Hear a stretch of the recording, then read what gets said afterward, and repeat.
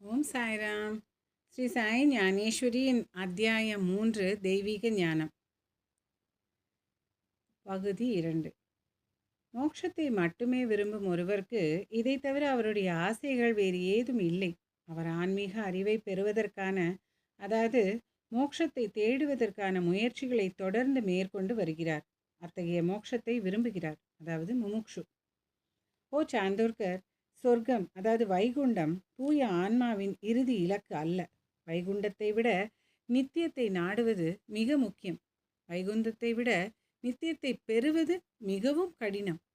கைலாச மலையை மோட்சம் என்று நீங்கள் கருதினால் வைகுந்தம் கைலாச மலையின் பாதை அல்லது பாதை போன்றது. பண்டைய காலங்களிலிருந்து வந்த ஆதிகால சக்தி எல்லையற்ற, அழியாத மற்றும் நித்தியமானவர். இந்த தெய்வீக சக்தி.